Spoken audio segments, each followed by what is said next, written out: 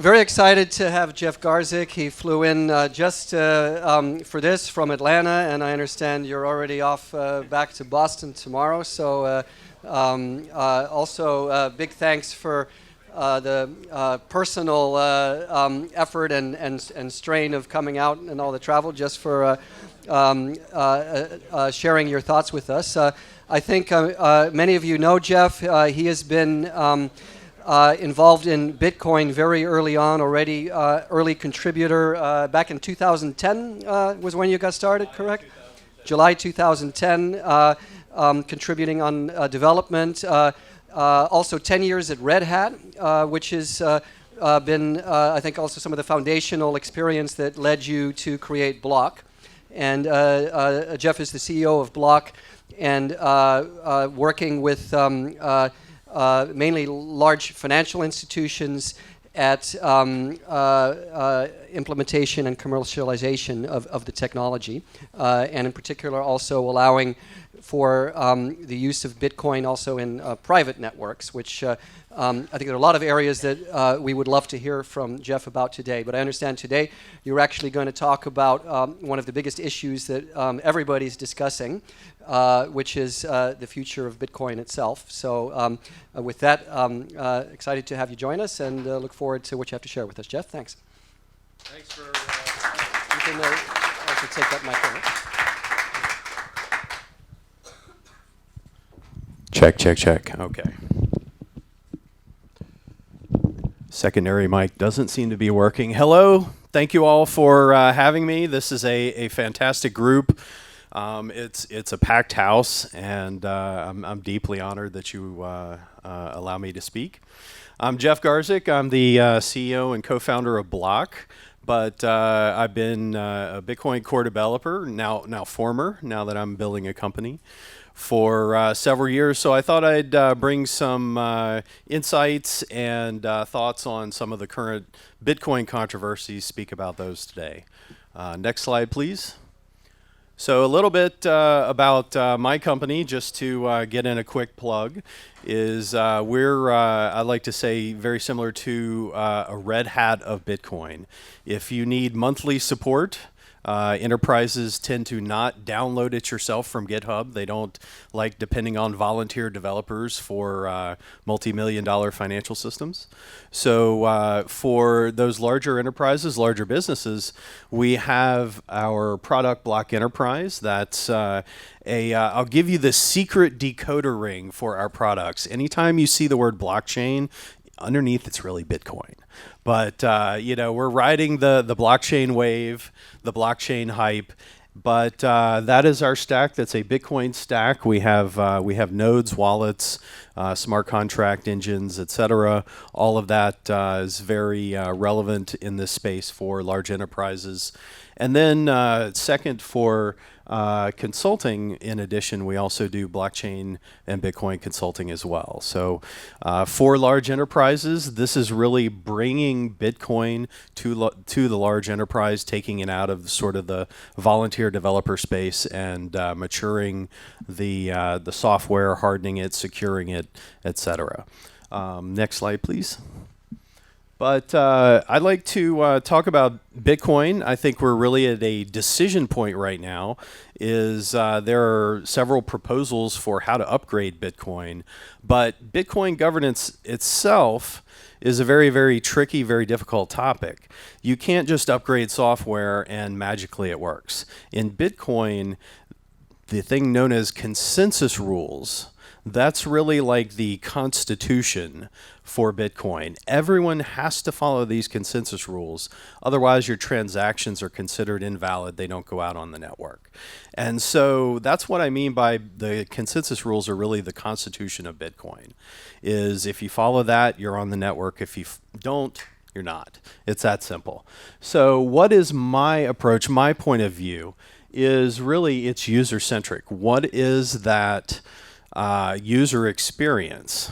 Let's not talk about theory. Let's not talk about what's going to happen 12, 24 months from now. Let's talk about what is the user experience, what is the impact on users with each of these changes.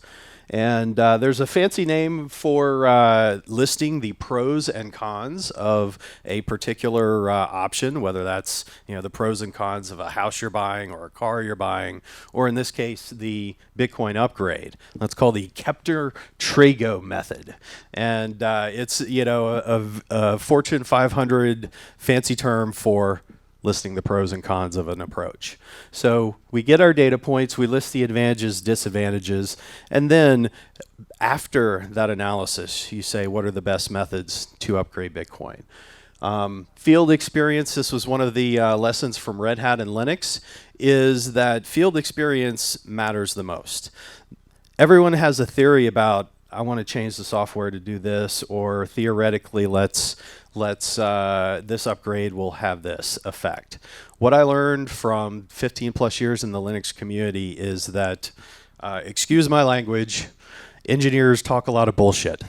And at the end of the day, the only thing that matters is what's deployed in the field, what's working in the field, how it's working in the field. Field data trumps everything else. Next slide, please. This is really the technology landscape that I think we're at today. We started with the PC, the worldwide village of the internet. Of course, the internet only exists because we have a single common language to talk with each other. That's the TCP/IP protocol. Every mobile device, every computer can talk to every other computer only because they speak this common language, TCP/IP. The mobile, put that supercomputer in your pocket. We started with social era with collaboration and networks. And now finally, we're in the blockchain era. And I very specifically put the Bitcoin protocol up there. I think that the Bitcoin protocol is currently the most successful, the most secure, and so therefore has the highest likelihood of being successful in the future, being that TCP/IP of value. Next slide, please. So this is some of the examples of what are the piece parts of the Bitcoin community. We have the consensus rules. That's really our constitution. We have the ledger itself. That's the register of assets, as I like to call it. What public key owns what Bitcoin? What public key controls which Bitcoin? Bitcoin the protocol, Bitcoin the currency. Those are obviously two different things. And the core developers, they're the people that are generating this innovation. As mentioned, I was a core developer on Bitcoin for many years, so I'm very familiar with this. The miners, they are the people who run computers that secure the Bitcoin network. And then we're starting to see some new innovations such as side chains, which are they're not altcoins. These are pegged to Bitcoin chains, which have additional features added. Blockstream, a well-known company, they're working on side chains. My company, Block, is working on side chains. This is complementary to some of the other new features like the Lightning Network. Next slide, please. So this is really where we are today. Bitcoin is a global, decentralized, leaderless network. Now think about governance. How do we upgrade a leaderless network? That is the paradoxical question of the day. How do we govern the ungovernable? How do we lead the leaderless? And I'll present some examples, primarily in terms of terminology. Fork is what engineers use to describe essentially a software upgrade. But it's a special kind of software upgrade because everyone has to come to consensus all over the world on what that next version of the Constitution is. Next slide, please. So consensus rules, they're really the Constitution. Each one of these features is coded into the Bitcoin software itself. And the analogy I like to draw is if two people are on opposite sides of the earth, I give them each the same math problem, 1 + 1. They will arrive at the same result, 1 + 1 = 2, without communicating with each other. That's the key to how Bitcoin works. That's called determinism, is that if you're given the same inputs, without communication between multiple parties, you will have the same end result of that math problem. That is how Bitcoin manages to function in a leaderless fashion. Every single computer, every single node running Bitcoin, they don't communicate with other computers and say, okay, I trust your answer here on who owns which Bitcoin. It's a trustless network and trustless algorithm. And that depends on, again, everyone executing these same consensus rules in the same order, in the same way, and arriving at the same result independently without communication between each other. So that's a difficult concept to grasp, but that is the fundamental nature of how Bitcoin and blockchains function, is you each execute the same evaluation in the same order. You're guaranteed to achieve the same result, which is, Jeff owns 0.5 Bitcoins, or Rick owns 4,000 Bitcoins and he's incredibly rich. So it's basically that determinism is how the consensus rules impact Bitcoin. Next slide, please. So one of the things that I like to describe here is the way that miners work. Miners are, another word for those are transaction validators.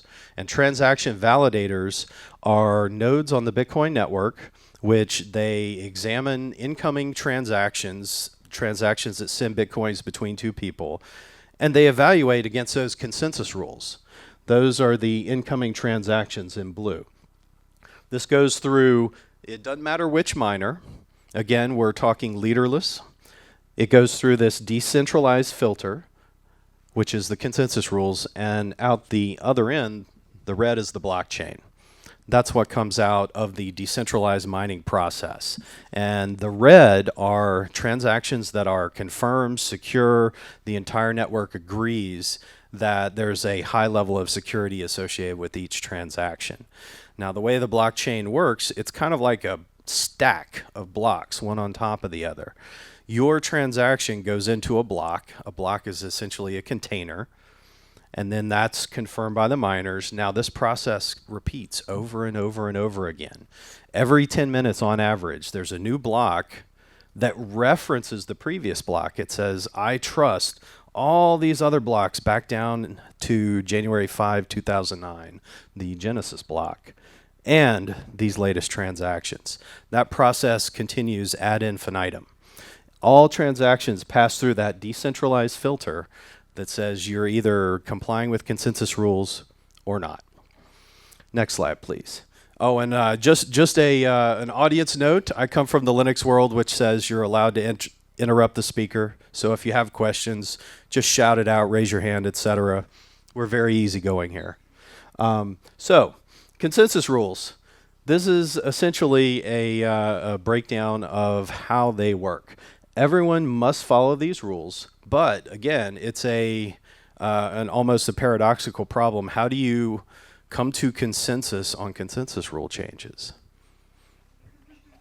So we have several methods right now being discussed of changing the consensus rules, but none of them are perfect. All of them have advantages and disadvantages. Now, these are called hard and soft forks. A fork is just like a fork in the road. That's where a certain set or subset of people start working on a new set of consensus rules. Next slide, please. So talking about soft forks. Soft forks are a specific method of upgrading the consensus rules where not everyone on the network has to agree. Only the transaction validators in that choke point have to agree. So the big reason why everyone loves soft forks and why they're looked at as a method for upgrading is that it does not cause what's called a consensus failure. The chain itself, the blockchain, continues to make blocks, and you're relying on the miners to validate the new set of rules, such that old nodes, old computers, they don't have to upgrade. But here's the key point in governance. You're now trusting the miners rather than operating a trustless piece of software. So that's some of the trade-offs with soft forks is it's backwards compatible, so software doesn't break, but the new rules are essentially being decided by a tiny few and enforced by a tiny few. So you're inserting trust into what was previously a trustless system. So there are various advantages and disadvantages. The primary advantage is that it's backwards compatible, and it is very difficult to reverse. It's what's called asymmetric. It's easy to execute, but very difficult to undo. So from the standpoint of blockchain security, that's good. From a standpoint of governance, perhaps not so good. It increases software complexity, because now you have some computers that are aware of the new rules, some computers are aware of the old rules. You have, it's not opt-in, and I'll explain that on the next slide. And most importantly, the user node security is reduced without your consent. You're running a node, it understands the current consensus rules. After a soft fork, if you don't upgrade, your node no longer knows all the rules and no longer can apply itself to all the rules you're trusting a miner. And inserting trust into a trustless system is a risk. Next slide, please. So this is what happens in a soft fork, is this decentralized filter, the miners collude or agree that they're going to change the consensus rules for the network. Since every new transaction on the Bitcoin network has to go through this decentralized filter, everyone in a soft fork, after that soft fork upgrade occurs, has to follow these new rules. Now, obviously, that's a governance issue because there's no user consent for these new rules. They were just simply implemented on the network by the miners. There's another technique we can discuss called a user-activated soft fork, has similar issues. Basically, a small few decide that the rules are changing, and the rest of the users are just pulled unwillingly without their consent onto the new rules. So key point, there's no explicit user consent on these upgrades. Next slide, please. So I liken this to having click yes for auto update for your constitution. Is that these are fundamental rules for the network, but a soft fork says that we can upgrade these rules and I have no say in the matter as an individual user. So you can see that up there are some examples of how soft forks can potentially be negative. Some soft forks in the past, explicitly BIP66, which is a Bitcoin improvement proposal, that rejected a certain subset of user transactions on the Bitcoin network. After BIP66 activated, some users with buggy software related to digital signatures could no longer transact on the Bitcoin network. So I highlight that example only because it is commonly claimed that soft forks on the Bitcoin network, they're opt-in. That's not true at all. It is the exact opposite, is the rules change and you have to comply with those new rules whether you like to or not. Typically software keeps operating, but that doesn't change the fact that it's new rules and everyone is subjected to those. For that reason, Ethereum creator Vitalik Buterin, and the link there gives you some explanation. He calls soft forks coercive and anti-market.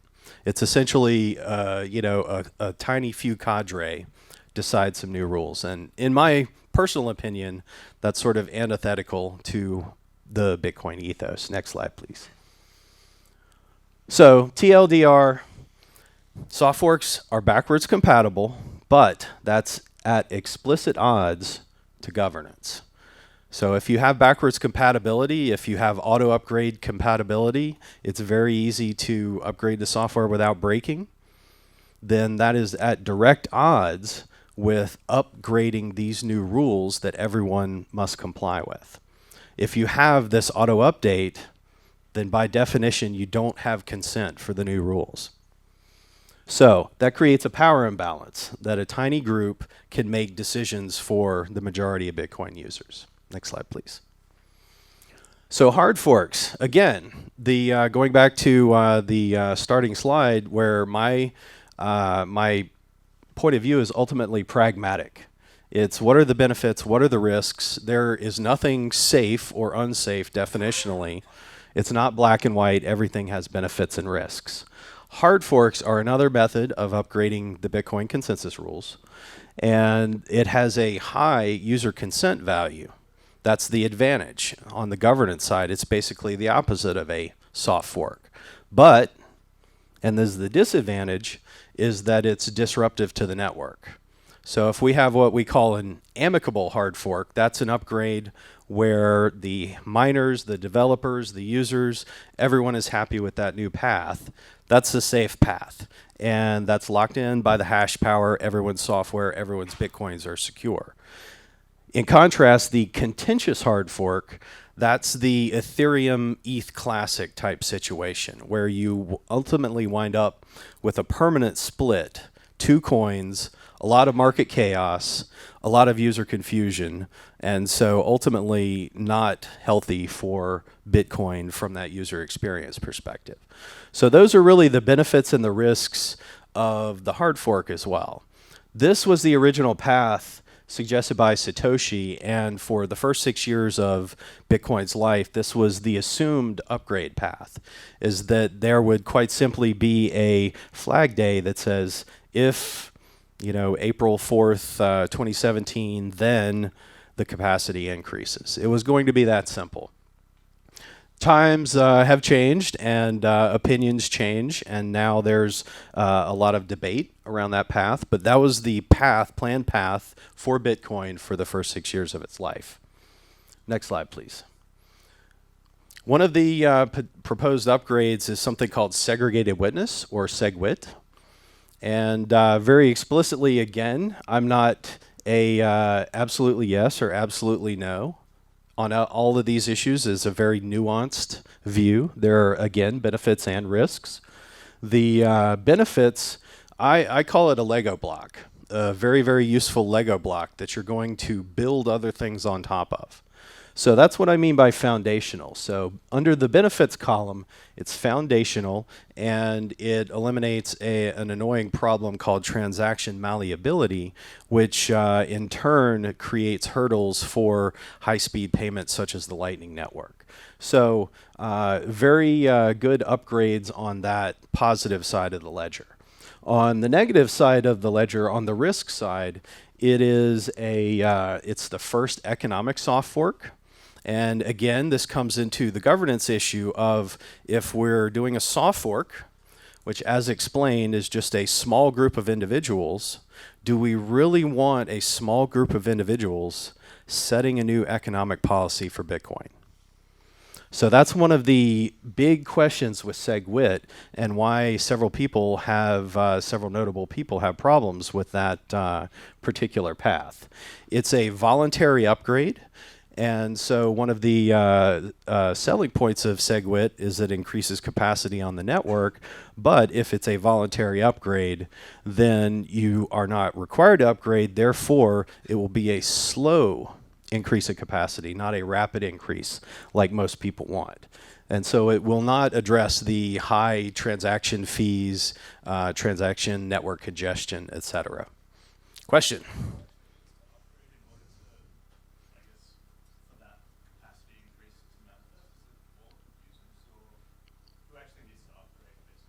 No, that's a great question. Is the way Segwit works is it splits every transaction into two pieces. And one piece is stored in what you call the Bitcoin blockchain today, and the second piece is sort of stashed in a secondary data area so that it doesn't count in terms of transaction fees. There's a discount associated with that. And so to get the benefit from this transaction capacity increase, you can do one of two things. Number one, you could do nothing. And if everyone else upgrades, you benefit from the added transaction capacity because people are using this technique to get some data off the main network. Path two, you can upgrade, and you will directly get a little bit of a discount in terms of your data is now segmented along those lines. And so either path assuming, and this is the key, assuming that a mass also upgrades, you will get benefits.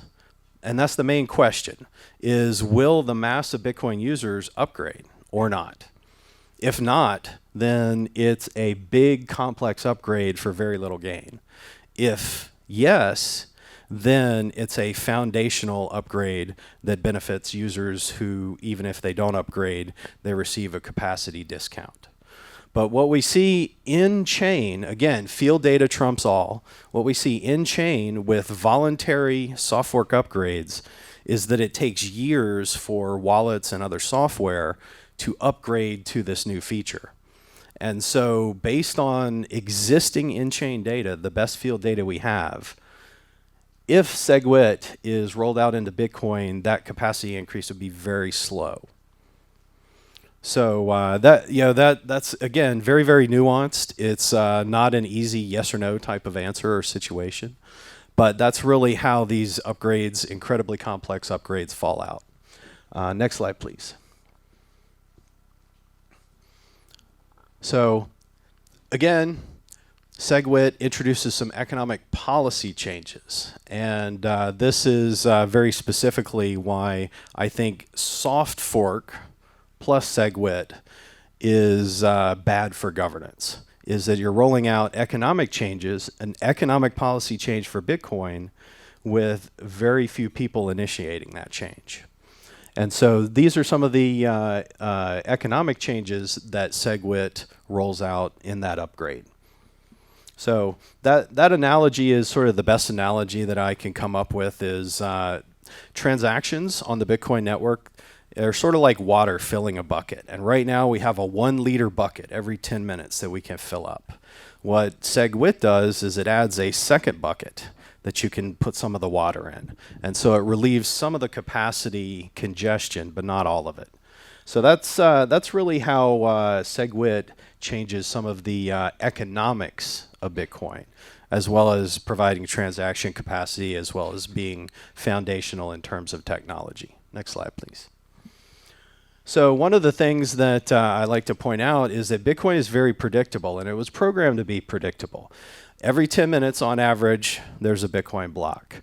There are guaranteed to be 21 million Bitcoins. Every block reward is predictable ahead of time. I know, 20 years looking forward, exactly how much currency supply is going to be introduced into Bitcoin. It's very predictable. The block space in a hard fork proposal, again, very predictable increase. With Segwit, since it's voluntary opt-in, it introduces two areas of unpredictability, which is, again, a little bit contra to typically how Bitcoin is operated. Number one, this added capacity. This added capacity is, since it's opt-in, you cannot predict how much capacity will come online. There's the more pessimistic side of the predictions, and that's sort of where I land, is in-chain field data says it's going to be a slow capacity increase. Some of the supporters who are more on the optimistic side, they say that there'll be a much greater, much faster ramp up in terms of capacity. But point being, you don't know. It's opt-in. It's unpredictable.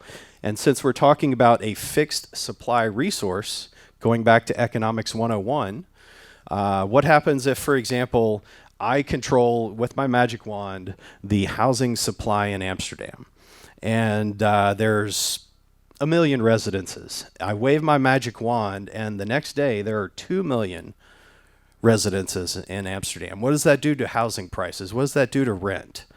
All of these economics have the same trickle-down effect as when you increase capacity.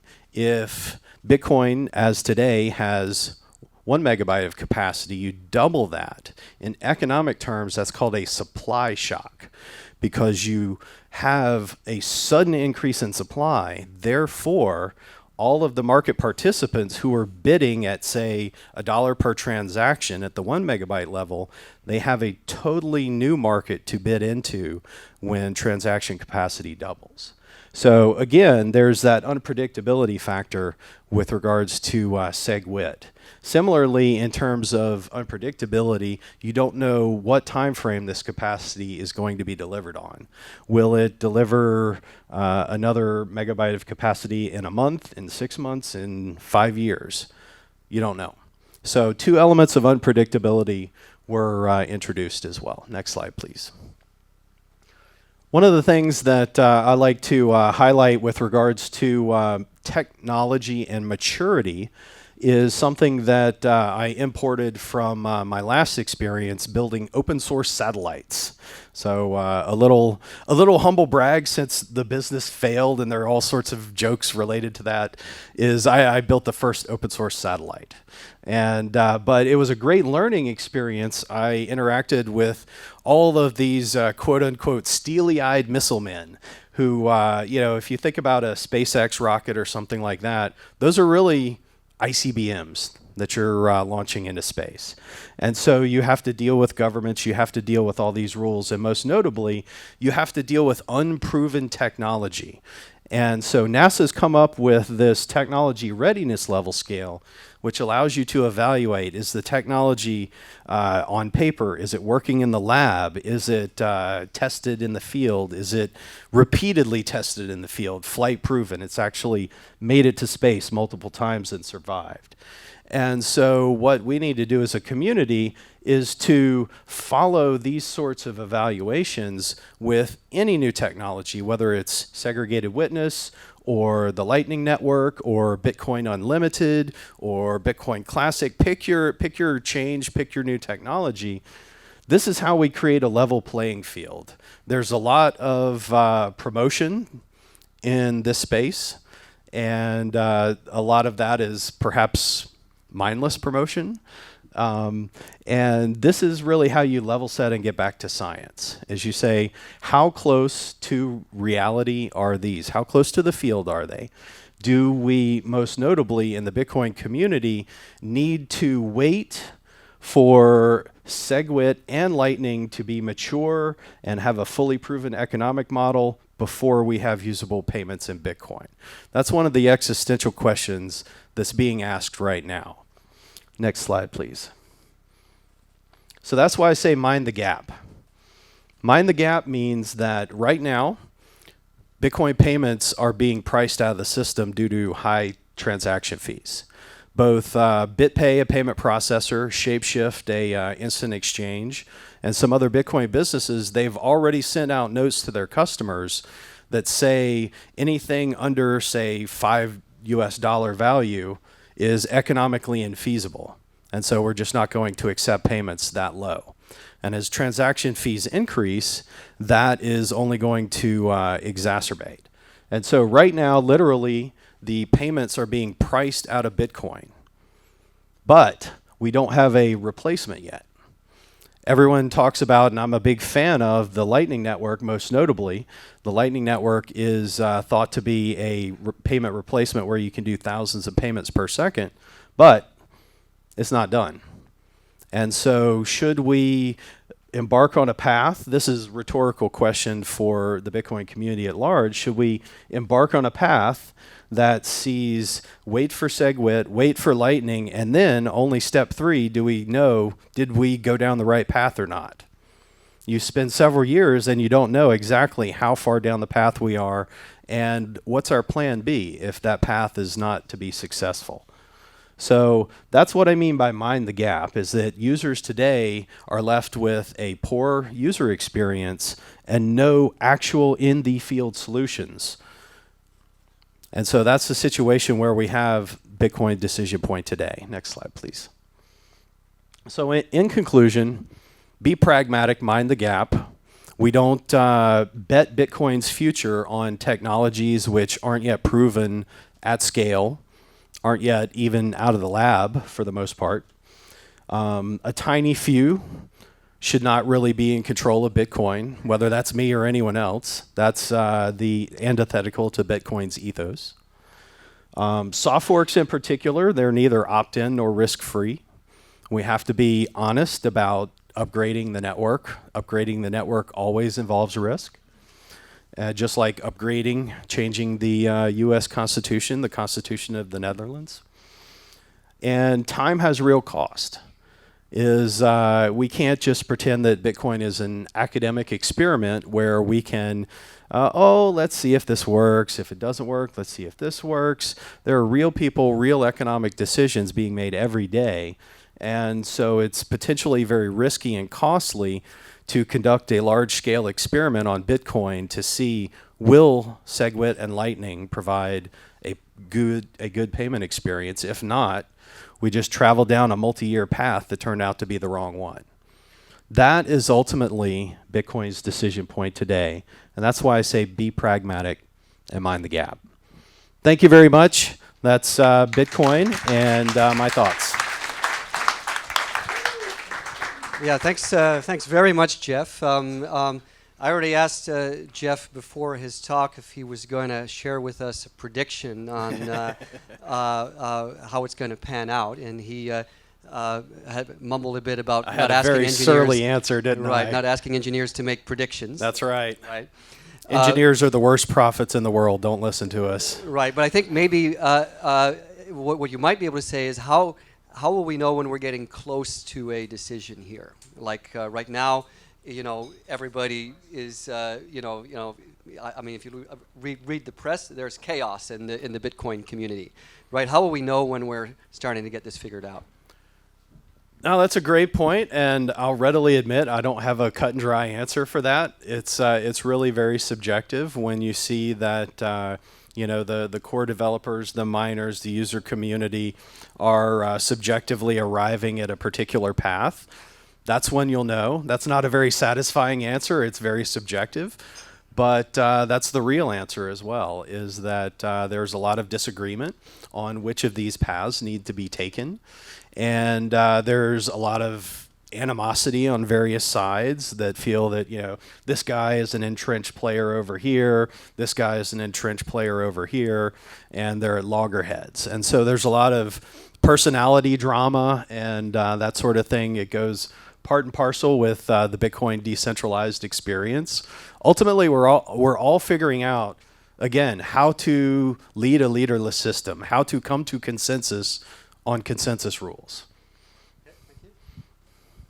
Jeff, don't we already have a forking system? I mean, if I see really clearly that they're very intelligent and capable people on both sides of this debate, and we've been following it endlessly. Why don't the people who want to fork it just hurry up and fork it? What are we waiting for? There are a lot of people that agree with you. We can have two viable coins and practically double our money. So the fact that they haven't done it yet, well, I like doubling my money. Right, or something close to that.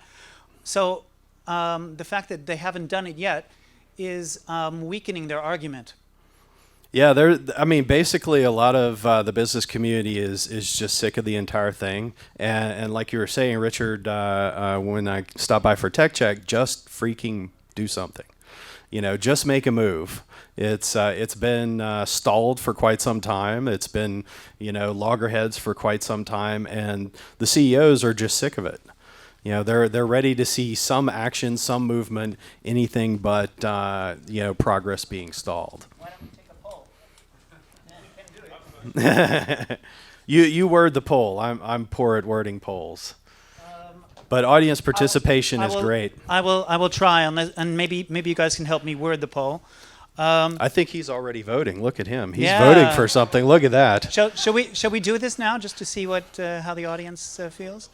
How many? Let's see a show of hands. People who don't really know very much about this debate to form an opinion yet. Let's see a show of hands. Okay, so all of you, keep your hands up. Can someone do a quick count for me? Keep your hands up. Keep your hands up. Is there a total? Can someone give me a total? How many? 20? About 20? Okay. You guys who voted, please don't vote again. All right? So how many are very firmly in favor of a increase in the block size? Yes. How many do we have there? Will be your next question. Well, I mean, this would be a Bitcoin Unlimited kind of vote, right? Right? Right?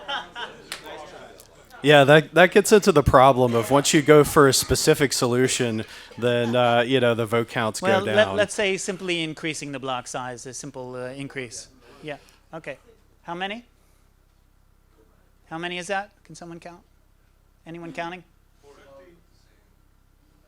No, way more. How many? 40.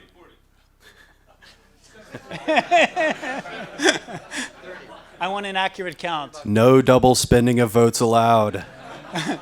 Was it 40? Do we have 40? Yeah? 30. 37. All right. And then the last one is a Bitcoin Core. Who supports a Bitcoin Core? What? You're not offering compatible things to vote on. They should be mutually exclusive. Yes? So there's no such thing as Bitcoin Core. So you have a bunch of different people that are doing different things, right? Correct. Okay, so are you saying that's Okay, so shall I say No, let's go back to the question. It's like you're not going to resolve anything here. It's all in the process. We're not resolving anything here at all. We're doing a very messy. No, absolutely not. No propaganda whatsoever. So, who would be in favor of the Segwit solution? How many do we have? 2, 3, 8. Again, I can't help but point out, like, I'm in favor of Segwit. I'm just in favor of Segwit as like a hard fork. And so, again, it's very nuanced. The current roadmap is Segwit only as a soft fork. So I would word it as that option. Please. Yeah, let's go. We had a few questions. You want to take the mic? Sure. Or just be loud. What would your path be? That's pretty much like I just said. I think the Segwit's valuable, but it's has governance problems as a soft fork. Right, but So How I do would we say increase- block size increase plus Segwit. okay, to what? 2 megabytes? 8 megabytes?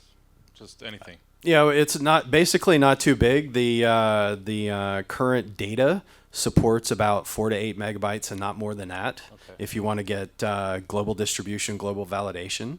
And so based on current data, that would be where I'm at. Okay, thank you. Oh wait, you have a question?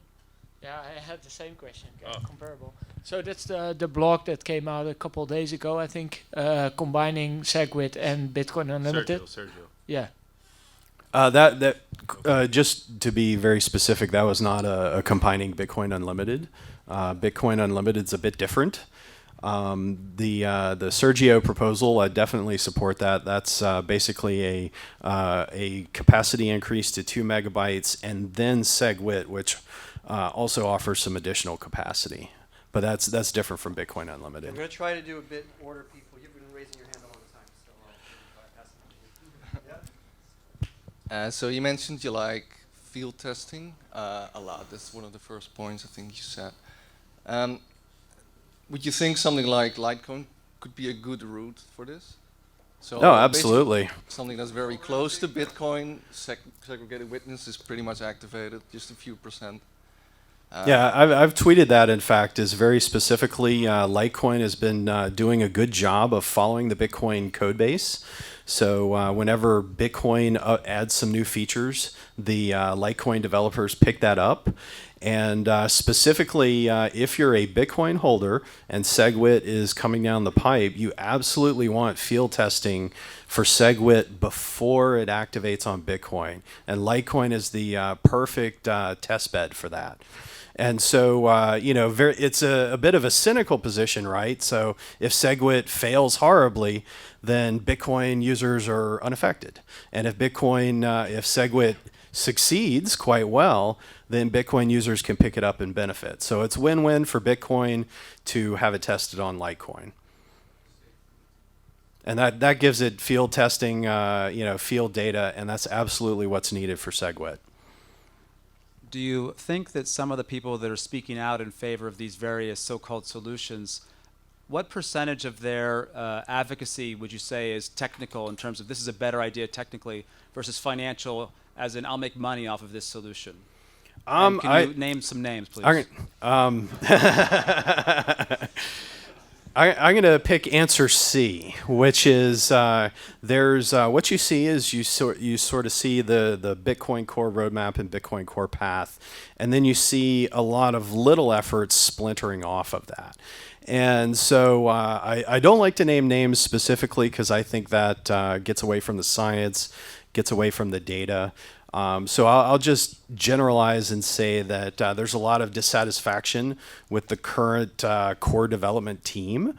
And so these efforts like Bitcoin Unlimited, Segwit 2 Megabyte, Bitcoin Classic, those are really sort of efforts that are trying to widen the scope, both team-wise, software-wise. There's a lot of people who think on the software side that a monoculture, a homogeneous monoculture of software is very bad. You have a bug in one piece of software, it impacts everyone. Whereas if you have multiple implementations and multiple teams, then you don't have a single point of failure either on the people side or on the software side. So that's just sort of the generalized theory, but I think the answer to your question is it's really the path C. It's not economics. Miners, they'll definitely make more revenue whether it's Lightning or a on-chain scaling. It's more about one team, having control over economic policy in Bitcoin and dissatisfaction with that path. And so that's how I would sort of boil it down. Okay, I'm going to do, unfortunately, we're still waiting for two more speakers, so I'll do last question, and then we'll have more time also for breaks. Yeah? Hi, I'm Nathan Jasper. What is your opinion on several altcoins like Dash who are solving problems Bitcoin has in transaction speed? Do you consider that as a threat for the position of Bitcoin?